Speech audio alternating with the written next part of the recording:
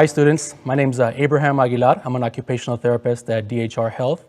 I'd like to take the time to thank Past Project for allowing me the opportunity to speak about occupational therapy. So a quick overview of what will be discussed today. I'll define what occupational therapy is. I'll describe a typical day at Therapy Institute, which is the clinic where I work. And I'll talk a little bit about the future of occupational therapy, some exciting stuff there. So at DHR Health Therapy Institute, there are 3 occupational therapists. I joined the team last year of 2019, but I've been with DHR since 2011. During that time, I've worked at the main hospital and the rehab center.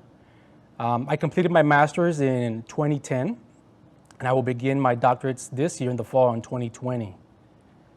I'm certified in a couple of certifications that deal with neurological conditions.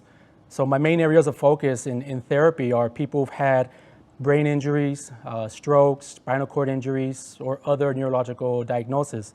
But I also see patients who've had other diagnoses like amputations or recent surgeries. Fun fact about myself is over the past few years, I've gone into doing Spartan races with my son. So it's an outdoor running event with obstacle courses, and we obviously have to work out and train for it. But if we're going to promote health, we should also try to live that example. So one of the things that I like to do is bring some of those workouts into the therapy session. There's plenty of young patients that enjoy working out, but because of their illness or injury, they have a hard time. So there's ways of modifying the activity or using special equipment that allows them to do some of these CrossFit or gym workouts that you normally see. So what is occupational therapy? Occupational therapy is a healthcare profession that works towards the prevention of disability and restoration of independent functional ability. What do? They work with people of any age to promote health, prevent disability, and develop or maintain abilities. So if somebody has a condition or an illness and they have a hard time doing day-to-day activities or doing some recreational activities, then we work with them to try to make them as independent and as functional as possible.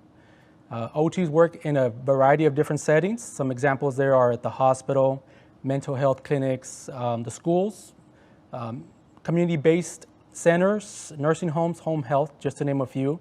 And depending on the setting, occupational therapy is going to look a little bit different, but we're all working under that philosophy of regaining function and making people as independent as possible.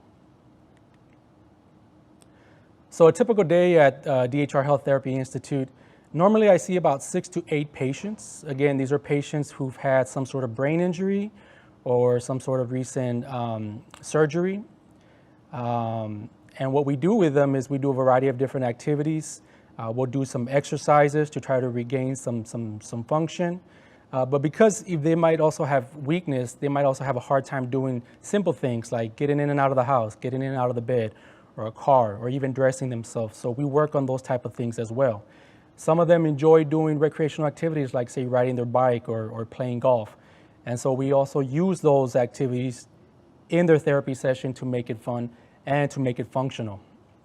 There's a lot of education that goes on with the family and the patient. Sometimes they need special equipment, or they just need some education on things they can do at home.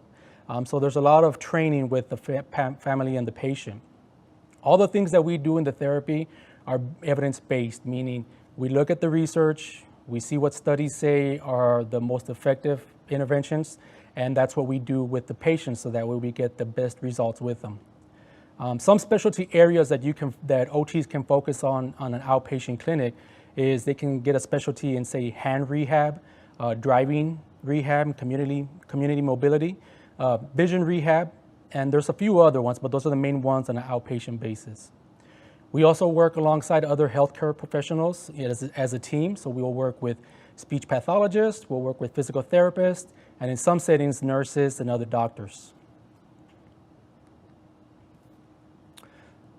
So what does the outlook look for as the OT profession? Well, according to the U.S. Bureau of Labor and Statistics, employment of the occupational therapist is projected to grow 18% from 2018 to 2028, which is much faster than in average of all the occupations. So that's pretty much for all healthcare related jobs and professionals. They're always going to have a job in the workforce. How does one become an occupational therapist? It is a graduate program, so you'll have to get your bachelor's, typically something related like biology or rehab, and then you apply to a program which can be very competitive. At the moment, it's a master's program, but in the next few years, it's going to be transitioning to a doctorate program. So basically what that means is once you get your bachelor's and you apply to one of these programs, if you're accepted, upon completion, you'll get both a master's and a doctorate degree. Some things that I wish I knew when I was younger, before I started school, is how to pay for school and try to avoid student loans. I have a son that'll be a senior, so one of the things I tell him is get your resume ready. So that means getting good grades, being part of extracurricular activities, doing some sort of activities in the community. That's going to help with not only school applications, but applying to scholarships and grants. That's free money. All you have to do is search for them. There's apps that help you search for these scholarships and grants. You might just have to fill out an application and write a letter, but it's free money. So it's definitely worth the investment of time. You can also work and save. And if you start working and handling money, then you definitely need to get on a budget.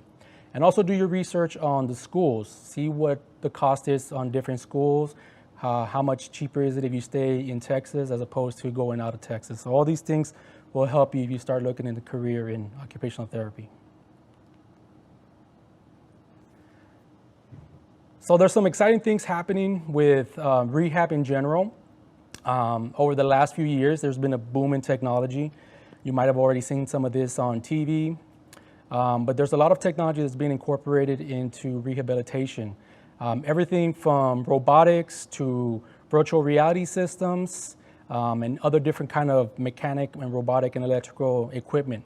And that's only going to keep on advancing and get more sophisticated. So if you enjoy trying to help people, if you enjoy learning about the human body and how it works and functions, if you enjoy learning about the brain and you enjoy technology, then definitely look into a career in not just occupational therapy, but some of the allied healthcare professions, where it's going to just be explosive with all these high-tech equipment in the future.